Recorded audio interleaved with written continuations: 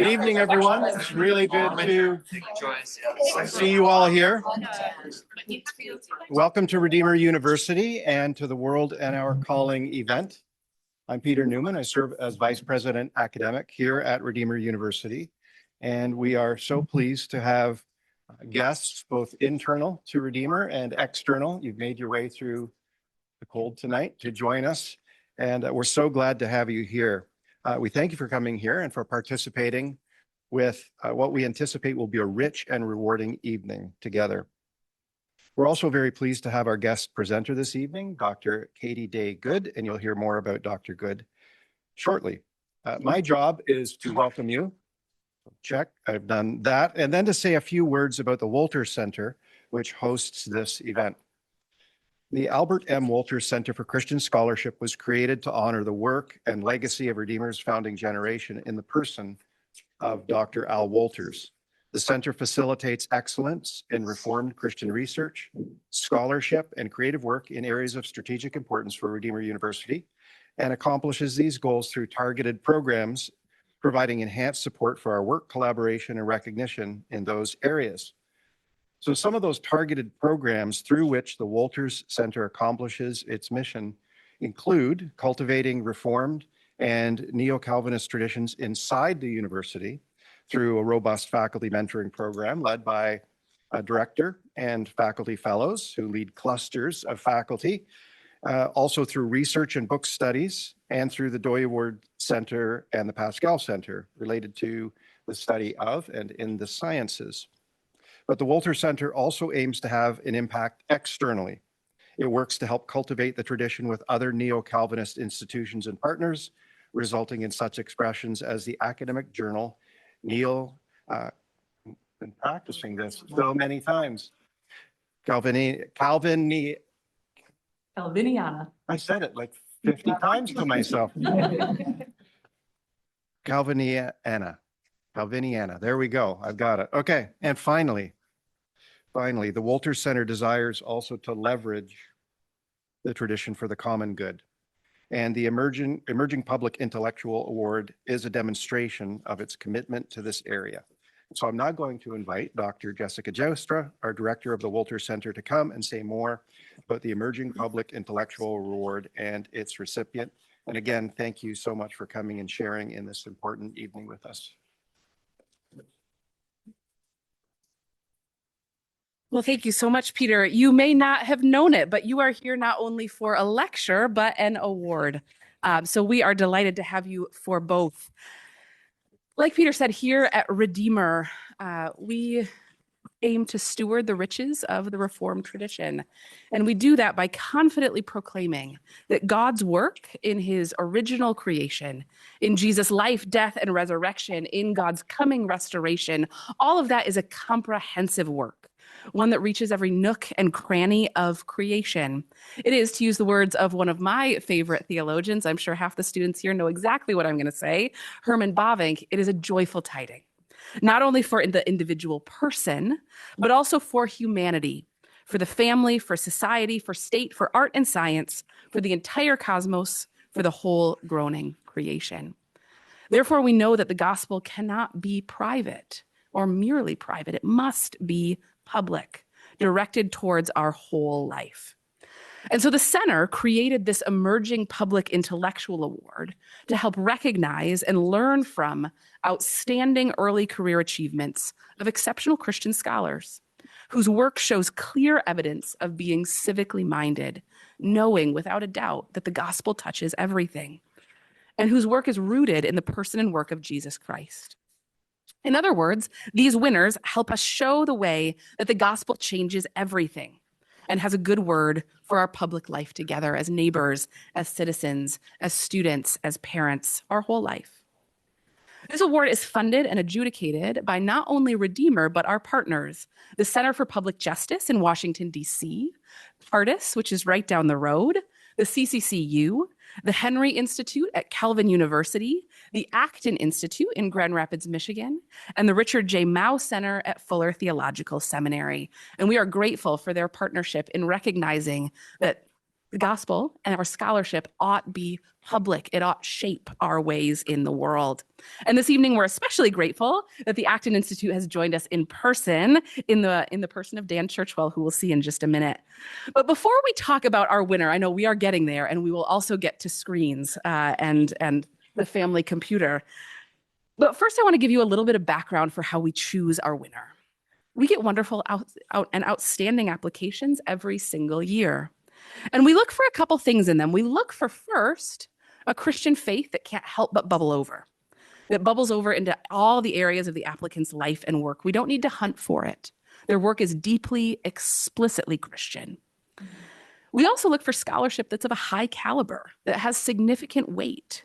So these are early careers. These are not folks that have been doing this for decades and decades. People who win this award are earlier in their career, and we find that their work still already has this significant weight. They're developing important teaching and writing that deserves a wide audience. It's not that they've published a lot, though maybe they have, but that they've produced works that the committee thinks have enduring value and substance. And finally, work that's contagious. Cal Searveld likes to say that you can't teach wisdom, but you catch it. It's contagious. And the work of our recipients shows evidence of having burst the bounds of academic life, of the classroom, even the Christian world, but it regularly rubs shoulders with neighbors, writers, and new friends inside and out of the Christian and academic circles. These are the sorts of people that we here at Redeemer want to learn from. We want to support. We want to engage. And so I'm delighted now to introduce to you Dan Churchwell, who's the Director of Programming and Education at the Acton Institute, one of our partners in this award, to introduce our winner and present this year's Emerging Public Intellectual Award. Thank you.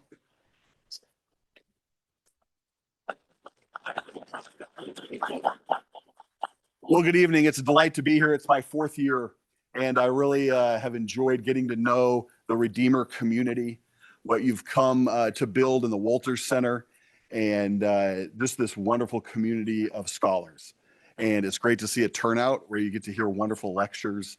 And today we have the wonderful opportunity to award the 2025, we do it, the lectures in 26. It's the 2025 award for Dr. Katie Good.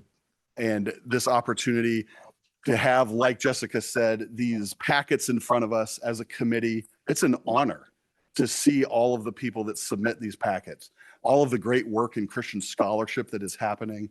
And it was fun to see Katie's packet just come to the top. And the work she's doing, her writing, her book was published by MIT Press. She's written in multiple venues, the Chronicle of Higher Education and Wired Magazine, Christian Scholar Review, and just all kinds of, from Christian, distinctly Christian organization all the way to the Washington Post. And so her work is out there in the world and getting noticed. And obviously her topic is very timely for all of what we do.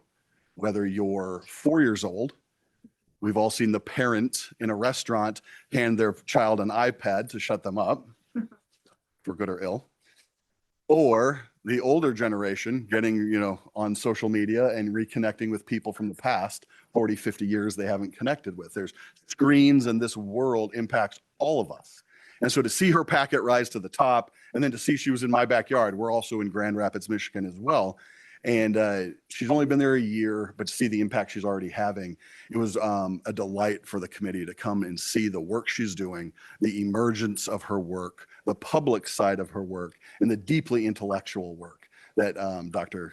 Good is doing. So please welcome with me Dr. Katie Day Good, and presenting the Emerging Public Intellectual Award, along with a financial award too, but I heard that's coming digitally. So I don't have an artifact saying so, but that will be coming. So please give a round of applause to Dr. Katie.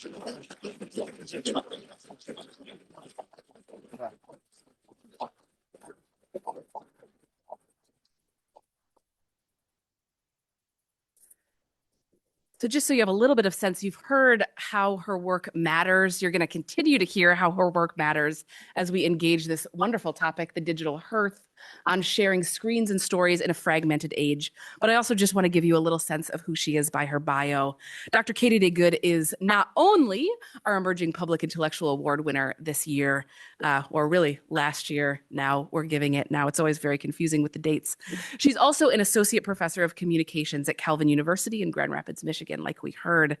And she's broadly interested in how media relates to our call to love God and neighbors. So her scholarship focuses on grassroots, intentional, low-tech, and slow media practices as resources for intercultural learning, media education, and intergenerational communication. Like Dan said, she's the author of a book from MIT Press, Bring the World to the Child, Technologies of Global Citizenship in American Education, and her work can be found all over the place in many other publications as well. She's also the co-founder of Little Tech, an educational consultancy offering communication-based workshops in digital literacy and discernment.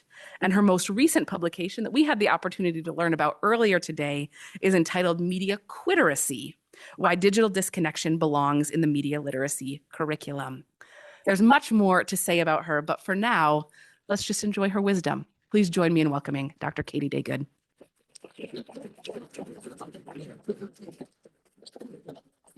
Thank you so much, Jess, Dan, and Peter, for that warm welcome, for that very generous introduction. Thank you to Jeremy. I know you're here somewhere for helping to coordinate this visit. And thank you to the Redeemer community for your wonderful hospitality. It has been such a delight to spend time here and to get to drive here from Michigan and have a nice smooth drive. I would also like to thank the sponsoring organizations too, if I may, the Walters Center, Cardis, the Acton Institute, the Center for Public Justice, the Henry Institute, the CCCU, and the Mao Institute. What an incredible collaboration to make this event possible. I'm just so thrilled and grateful to be here. So my talk tonight is going to be structured in 3 parts, and they're all about of the same length. So you can kind of follow along in that way. And I want to start with a story. The first... see if I can get this working. I think I learned how it worked in my earlier. Oh, is it on? I might need clicker assistance. Oh, there we go. Okay. So the first part is called The End of Co-Viewing. And I want to start with a story. So over winter break, my family and I traveled to Mexico, where my husband grew up, to visit our relatives.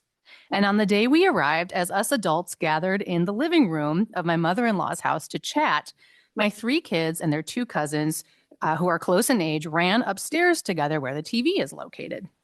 And within moments, I heard a familiar sound wafting down the stairs, a sound I hadn't heard coming from a TV set in probably 30 years. It was the soundtrack to the Super Mario Brothers Nintendo game. I followed the sound upstairs and I couldn't believe what I was seeing.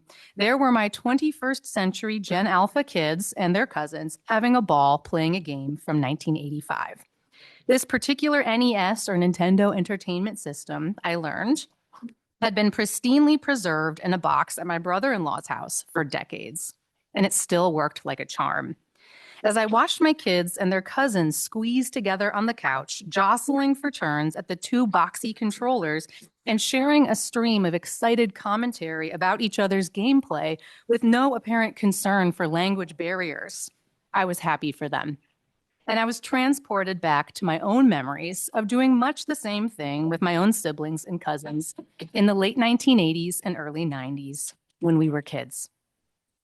And I delighted in this moment, and I share it with you tonight because a few things were happening here that I notice are becoming rarer in our digital world. First, all of these kids were physically gathered around a single TV set to share in a common media experience. This is a practice that is known as, co-viewing. Co-viewing, we know from studies of families and friends' media use, is a generally healthy way to engage with screen-based media of all sorts. It gives us shared experiences and reference points. It prompts discussion about what we're seeing, and it can generally support our learning. Unlike many of today's mobile and multiplayer video games, This vintage Nintendo system was designed to be displayed on a single TV set, and thus it encouraged groups to come together and gather in the same place and take in a common experience together. But in addition to that shared aspect of the game, it also struck me in its relative simplicity and slowness. It required, as I noticed my kids and their cousins playing, it required these co-players to not only gather together, but to wait a while one player finished his or her turn. When I saw how much fun the kids were having, I asked if I could play. They tossed me a controller, and then they started laughing when they saw me pressing the buttons and wondering aloud why my character, Luigi, wouldn't suddenly appear. My 9-year-old calmly explained to me something that I had long ago forgotten, and that is that with the NES, you have to wait until player 1's turn is over before player 2 can have their own turn. And I was thrilled that my kids were okay with such a slow media experience. For the past couple of years,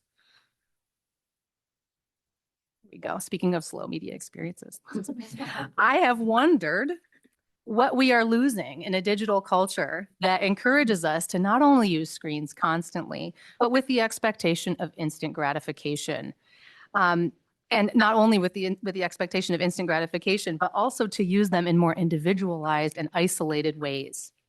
The shift from a mass media culture to a more fragmented one has been the focus of a growing number of studies, but most have focused on the technologies of TV, movies, and video games. One device that hasn't gotten much attention from the perspective of understanding the history of co-viewing is the home computer. And that's the technology I'll be talking about with you tonight. Today, we tend to see computers as personal devices, but in the 1980s, when the technology was new, they were understood as a screen to be shared. In fact, they had a lot in common with TV and with video games. Several popular models, like the Commodore 64 and the Apple II computer, were designed with the option of being hooked up to a TV as a monitor. And one of the most popular functions of early home computers was to play video games on them. And indeed, one of the earliest Nintendo systems, before it was called the NES, was actually called, curiously, Family Computer. So in the 1980s, there wasn't always a clear demarcation between when you were on a computer, when you were on a TV, and when you were on a video games console. The two main co-viewing practices that dominated in the second half of the 20th century, which were movie-going in theaters and the co-viewing of broadcast TV in homes, these practices have declined significantly in the first quarter of this century. And we attribute this decline of co-viewing to the rise of mobile technologies, like the smartphone and the internet, which allow us to watch whatever we want, whenever we want to, and wherever we want to. But rarely considered in that historical succession of technologies is the home computer, which was present in just under 10% of households in the 1980s, between a quarter and a third of households in the 1990s, and over half of households by the early 2000s. My argument is that for a brief period in time, particularly from the 1980s to the 1990s, home computers were understood as a technology that could be co-viewed and co-used as much as it could be used alone. The history of family computers can thus offer us some practical ideas on how we might use technology differently, more relationally and intergenerationally, in this moment when our screens are increasingly designed to engage us separately. To borrow from my colleague James K.A. Smith, media technology is a site of everyday rituals that shape our habits and our routines, from shopping to managing our education and financing and maintaining our social relationships. In this way, technology constitutes a kind of cultural liturgy, a set of practices that gradually form us and that have the capacity to shape not only what we know about the world, but what and who and how we love. Troublingly, as has been observed by a number of communication scholars, including Susan Douglas at the University of Michigan, as well as by the Christian scholars Samuel James and Anthony Chase Mitchell, the irony of our hyper-connected, hyper-personalized media environment that offers to bring the whole world to our fingertips is that it tends to encourage us to turn inward toward our individual preferences and desires. For Mitchell, that turn inward and away from others, whether it's through an over-reliance on virtual experiences or AI chatbots or algorithmically recommended content, this is reminiscent of what Augustine called the state of being incurvatus in se, which means curved in on oneself. To be incurvatus in se in the Augustinian sense is to be in a fallen, self-centered state, where the inward-looking view of one's personal desires takes precedence over the outward and the upward-looking view toward neighbor and toward God. As a parent, an educator, and a researcher of emerging media and technology, I have welcomed many of the innovations to our digital media environment, but I've also worried about being incurvatus in se with my own media use. I've worried about how many of today's media technologies may nudge us, whether we know it or not, to be more isolated from each other and more removed from daily opportunities to show each other love and to share our God-given gifts with the people around us. And so I've started to ask, could we come to see and know each other better and love and serve each other better if our screens and particularly our computers were designed differently? Or what if we simply committed to using our existing tech differently than we do now? Part of my interest in the history of family computers stems from my own personal memories of getting a family computer when I was 10 years old. It was a Gateway PC in 1995 and learning how to use it with my siblings and my parents at my side. But I've also been struck by how family computers have been memorialized in recent years on the internet, gaining new visibility online as an object of nostalgia through memes and through viral videos and blog posts, as people note that the machine is disappearing from their daily lives, but still sort of looming large in their memory. With a particular focus on 1990s and early 2000s era desktops and their interfaces, recent memes and viral videos draw attention to the quaint bulkiness of the family computer and the slowness of this technology, as well as their situatedness in shared family spaces like dining rooms, big computer desks, and rec rooms, something that kids now will never know, to quote one wistful social media user. Another reason why I'm interested in family computers is that the tech industry doesn't really recognize them as a category. The tech sector since the 1980s has largely referred to these home computers as personal computers, stressing their individual uses and their personalized applications. But in cultural practice, I aim to show you tonight, they were understood by many of their users as family computers, not so much personal as communal property. While shared desktop computers may hold a special place in popular memory, they've largely disappeared from our daily digital routines as they have been replaced by newer, sleeker, and more personalized computers in the form of laptops, tablets, and the ever-present ubiquitous smartphone. This transformation has not just taken place in homes, but in schools. Computer labs, which I grew up using, have largely vanished in favor of the one-to-one computing model, where each child is assigned his or her own school-issued device, usually a Chromebook or an iPad. A growing share of our media time, about 70% of it, is now spent on smartphones, which is a dramatic change from only a decade ago when most media time was spent on TV, that shared screen. For the tech industry, this shift toward a more personalized and mobile media environment has been a great step forward. It's a move, they tell us, toward easier access to information, greater diversity of media offerings, and greater consumer comfort and convenience. According to the CEO of Netflix, Ted Sarandos, streaming platforms are simply giving consumers what they want. If movie-going and broadcast TV viewing are on the decline, he suggested in a recent interview, that must mean that those ways of consuming media are simply outmoded. He did not mention, however, how the shift from a shared media culture to a more fragmented one has made companies like Netflix into some of the wealthiest in the history of the world. The splintering of our attention toward increasingly personalized screens and media content has created an unprecedentedly lucrative revenue model for tech companies. The reason for this is that the more efficiently that digital platforms like Netflix, YouTube, TikTok, and Facebook can engage us for hours online as isolated individuals rather than as collective audiences, the more effectively they can serve us ads micro-targeted to our preferences. My invitation to you is to ask whether something is being lost in this vision of technological progress, and to think about how people of faith might articulate and bring about a different vision. We have an opportunity to think about how to both design and use technology, not for what we as consumers might want, but for the greater and common good, for acting as agents of God's peace and renewal in the world.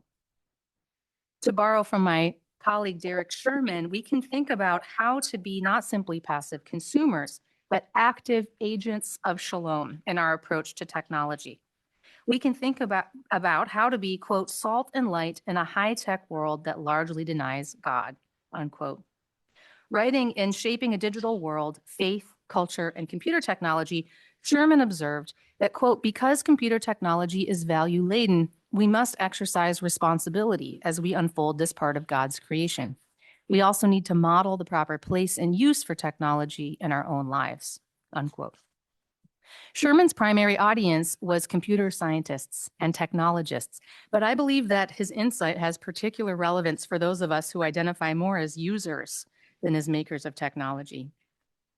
Today, by sharing with you some history of the family computer, I hope to invite an understanding of how our digital devices might have developed differently, as well as how media use practices, the ways we use technology, can also be design interventions that can have a meaningful impact on where we direct our attention, how we connect with others, and the kinds of intentionality that we bring to digital media.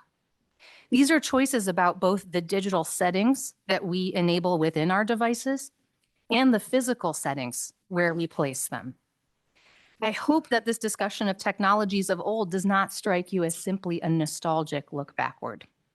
Rather, I hope it offers a forward-looking invitation to live differently and intentionally with technology, particularly by taking a second look at some fruitful tools and practices that our novelty-centric culture has been quick to overlook or discard.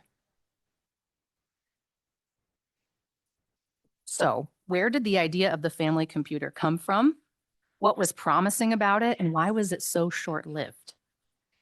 As I mentioned a moment ago, that term barely gained traction in tech industry discourse, but it did take root in culture.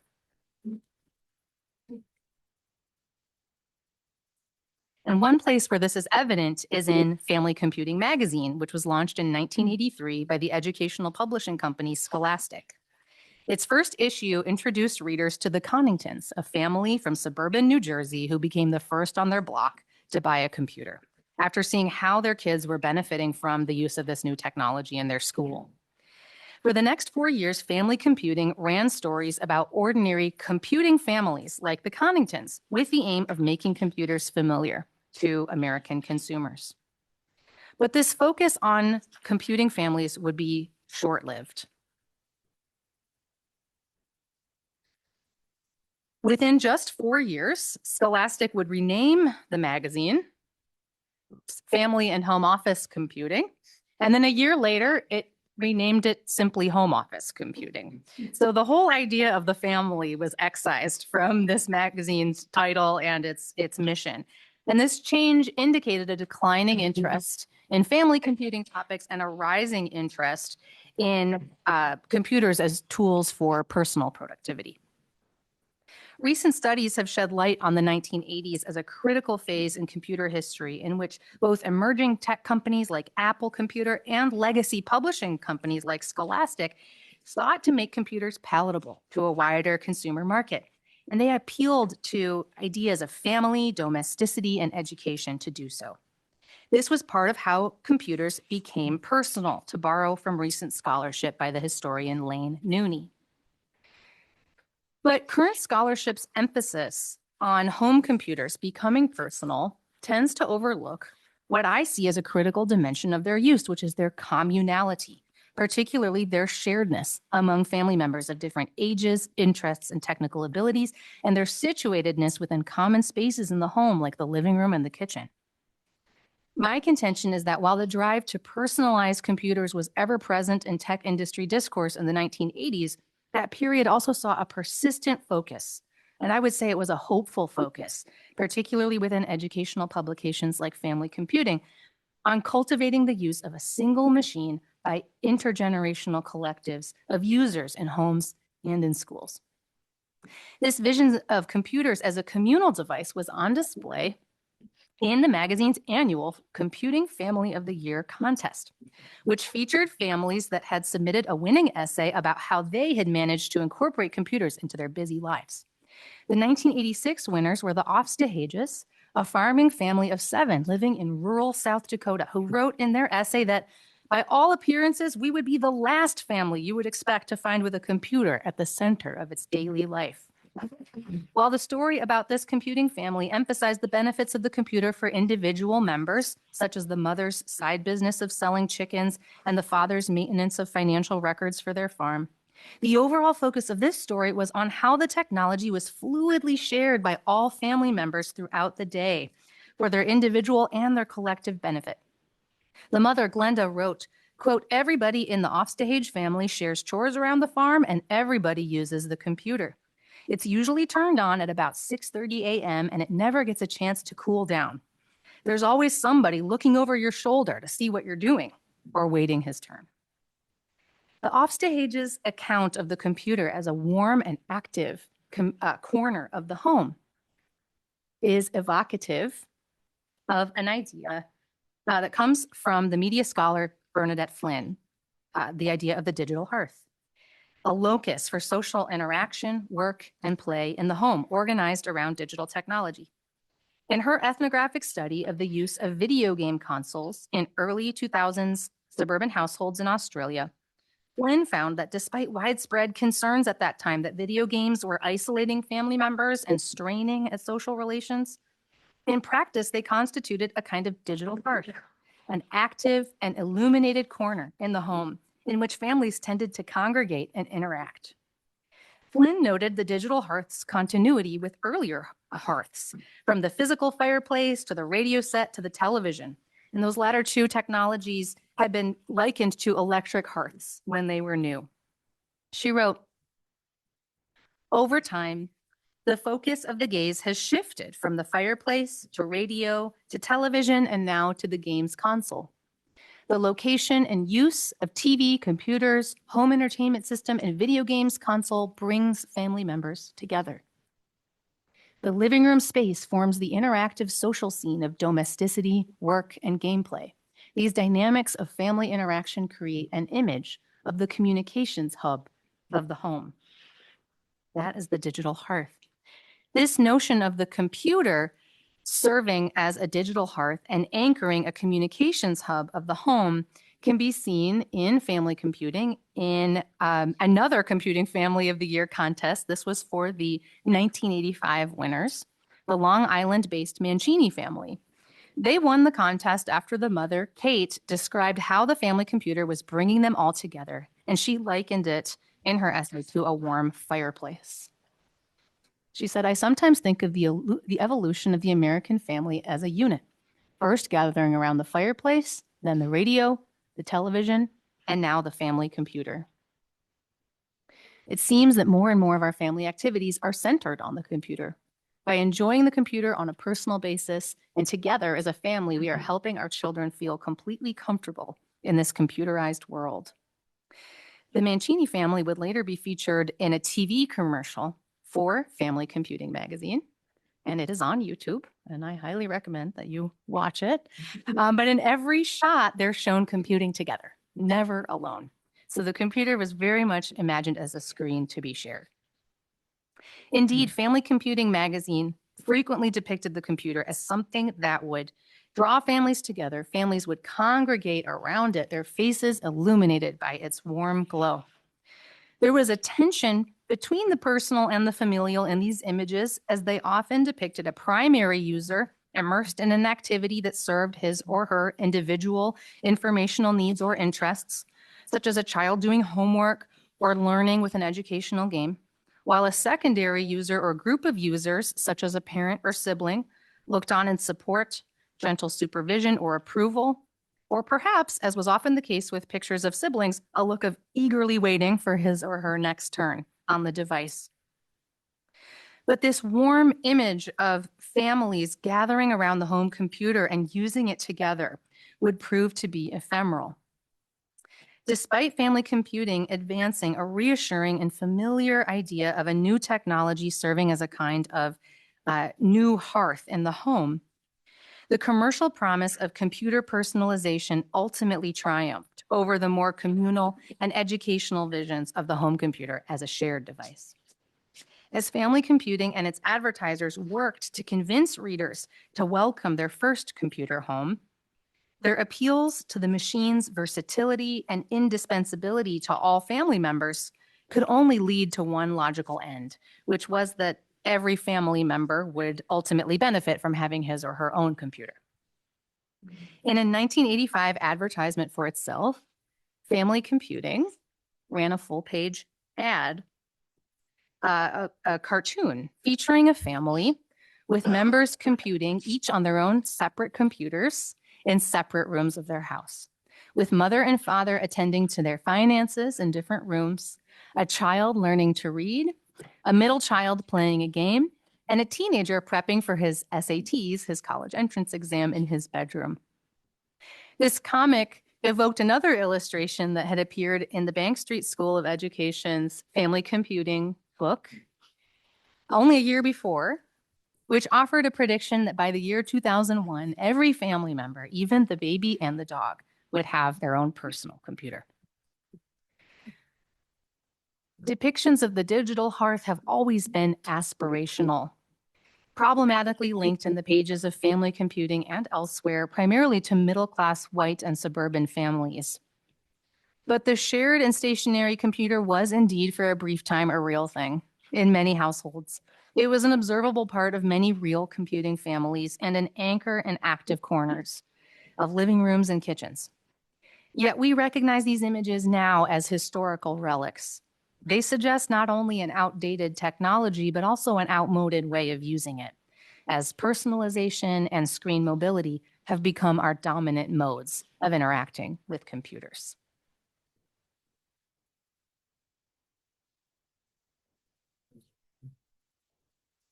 So, what might we do with this history of the digital hearth? Is it just a curious chapter in the history of computers?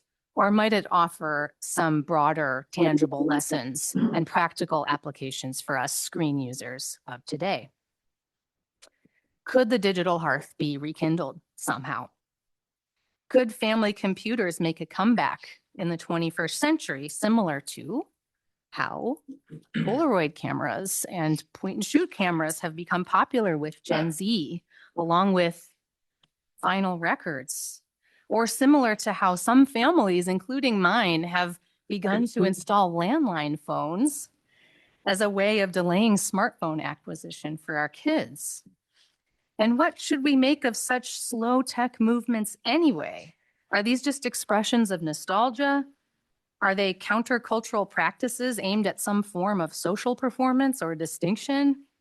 Or is something deeper and even spiritual going on here?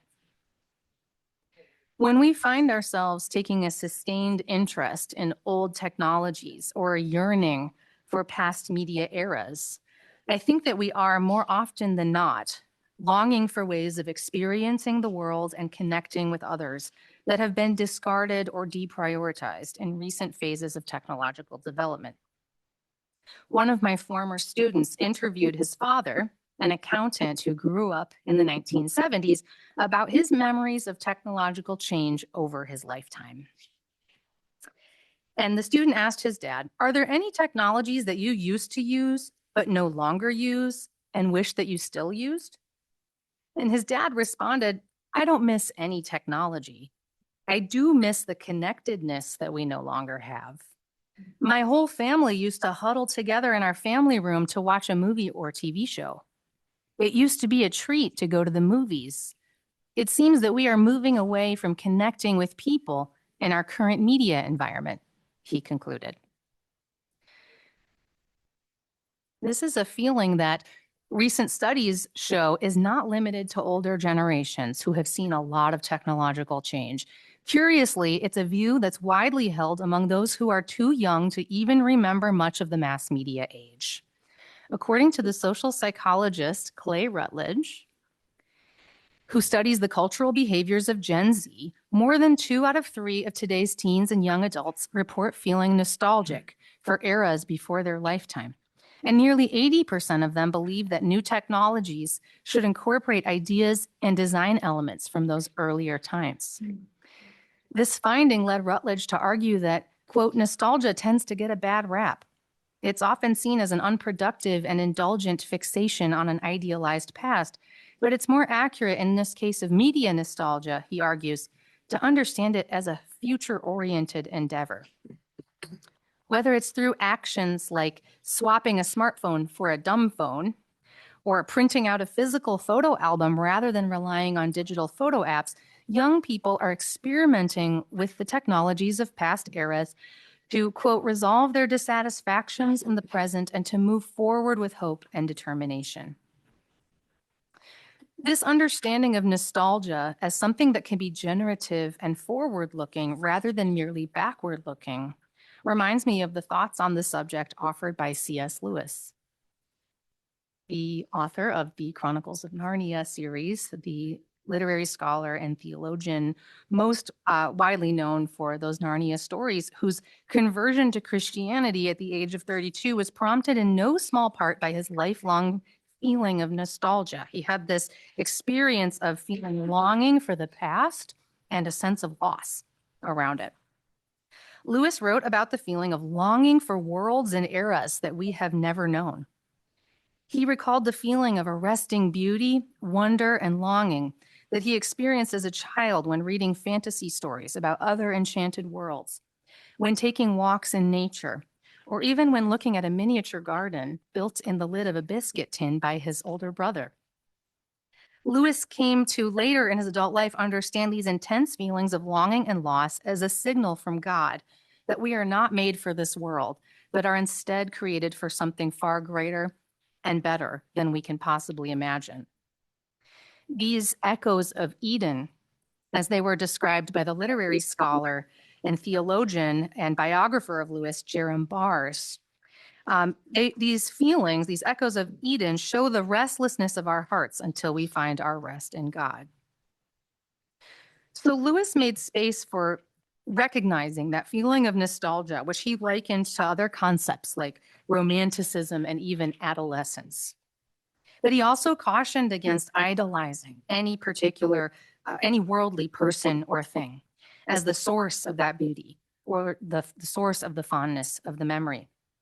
He wrote, "The books or the music in which we thought the beauty was located will betray us if we trust them." And he wrote this in The Weight of Glory. "It was not in them, it only came through them. And what came through them was longing." These things, the beauty, the memory of our own past, are good images of what we really desire. But if they are mistaken for the thing itself, they turn into dumb idols, breaking the hearts of their worshipers. For they are not the thing itself. They are only the scent of a flower we have not found, the echo of a tune we have not heard, news from a country we have never yet visited.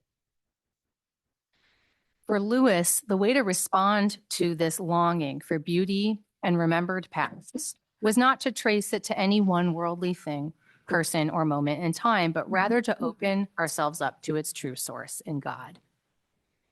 And I think this is perhaps what my student's father might have been feeling or getting at when he said he didn't miss any particular technology from the past, but rather the ways in which we used to be connected to each other. We recognize that today's technologies, which sometimes stand in the way of interpersonal connection or in the way of seeing each other face to face, they may be depriving us of opportunities to see and to love each other, and thus to see and love the image of God, the Imago Dei, in others. It might seem a leap to suggest that our 21st century yearning for simpler technological times is an expression of the more timeless human yearning for Eden that so captivated Lewis. But the wistful memorializations that I see of the family computer and other bygone technologies are suggestive to me of a collective and intensifying awareness that our newest devices, as presently configured, are standing in the way of our shared flourishing. Pictures of the digital hearth or electric hearths of yesteryear are suggestive of something promising and hopeful and relational that new technology once offered us, a promise of deepened human connections, but that we seem to have somehow lost or gotten away from. So what are we to do? Do we need to throw out our smartphones? Not necessarily, but I do think there are ways to approach our devices differently in ways that can help us to focus better, to be more present as relatives and neighbors, and to be generally less distracted, more plugged in agents of love and light in our homes and communities. And to be clear, by making an argument for a different and more discerning kind of tech use, I don't mean to downplay the urgency of tech companies making needed reforms to their business models and their product designs. In Canada and in the US, there are a number of regulatory efforts underway, though several remain in legislative limbo, to reduce harmful content on the internet, to reform the addictive design of technologies, to manage AI responsibly, and other changes that I believe are welcome and needed. But there will always be a role for discerning use. And this is a change that each of us has the power to make today. So my suggestions. The first would be to build or revive a digital hearth in your home. My suggestion would be that every household, no matter the size, would be well served by building or reviving some kind of digital hearth, a central location where screen-based activities can be intentionally anchored in a physical and common space and on a screen that is shared and seen by all. In my household, we have 2 digital hearths. We have a family computer that's stationed in our kitchen and a smart TV that lives in our den. I first became interested in the practical benefits of a family computer a few years ago, and this was before I began researching them as a historical project. And this happened because my middle child, who was then in kindergarten, came across some disturbing content while using his tablet, which was ostensibly designed for kids. Needing to respond somehow, but not ready to banish the internet or screens entirely from our home, my husband and I sought a middle way. We put the kids' personal tablets in a cabinet permanently, and we bought a family computer, declaring that it would remain stationed on a desk, then in our living room for all to see. We started with an old laptop, and we later transitioned to a Mac Mini, which is a surprisingly fast and powerful desktop computer console about the size of a large hamburger. So family computers have gotten a lot more compact. And we connected that to a cheap monitor that we bought at Best Buy. With a screen that faces outward toward the living space rather than inward toward the individual user, the family computer has transformed our experience of media and in some ways our relationships with each other. It has become a digital hearth of sorts, a new focus in our home. And it's worth mentioning here that the word focus is Latin for hearth or fireplace. The activities that my kids used to enjoy on their own, on their tablets, like playing games or watching funny videos, are now more visible to us as parents, inviting our supervision, our involvement, and our shared viewing experiences. This is a setup, too, that invites congregate viewing and co-creativity, including the latest obsession of my kids and their friends, which is making silly group photos of themselves using the photo booth app. They can do this for hours. They have a lot of fun. Likewise, the digital activities that I do as a parent, like reading news, writing emails, paying bills, scrolling through social media, these activities are now visible to my kids, which invites their questions, and it sparks conversations about how to navigate the internet wisely. My second suggestion would be try simplifying your smartphone by offloading some activities onto that stationary computer. One benefit of setting up a dedicated digital hearth is how it allows you to free up your smartphone, relying less on it as you rely more on your shared stationary screen. And this is an idea that I've been able to test for the past few years in my work with Little Tech, which is a digital literacy consultancy that I co-founded in 2022. With Little Tech, I lead month-long simpler phone workshops for adults who are seeking to lessen their dependence on their smartphones. And the idea here is simple. Participants commit to living for a month with a dramatically simplified smartphone. This is a phone that is free of distracting apps, including social media, games, and even web browsers. And it has the display settings set to grayscale. That change alone is a really big one, turning off color on the phone. But to support that effort, participants make an additional change. They move most of their digital activity off of their phones and onto a laptop or desktop computer in a common area in their home. In other words, rather than asking people to use the internet less, we simply ask them to use it differently on a device designed to be both less mobile and less private than a smartphone. And what we have found through several iterations of this workshop is that the simple change of moving one's online activity off of a smartphone and onto a shared desktop computer with no other limits can be revelatory and life-changing. What participants discover is that the desktop offers unique affordances and constraints that can help make their digital activities more intentional. One of these advantages of the desktop is something that the tech industry would not call an advantage at all. And that is that it introduces some friction to online activities, which encourages users to slow down. In our Little Tech workshops, we call these welcome obstacles and inconvenience to constant internet use speed bumps. Desktops can do most things that a smartphone can, but importantly, you can't carry a desktop with you around the house. You can't carry a desktop computer out the door. You can't lie down on the couch or in bed with a desktop. And this last point is critical because a growing body of research shows that one of the simplest and most consequential improvements that we can make to our relationship with tech is by disallowing it in our bedrooms. Going to sleep without a smartphone nearby improves both the quantity and the quality of sleep for most people, which has many other related positive effects on our health, our relationships, and our well-being. So we find that shifting our activity off of our phones and onto a big stationary computer imposes some reasonable limits on when and where we can spend time on the internet. Another welcome speed bump from this change arises in the fact that most of the web is no longer optimized for desktop use.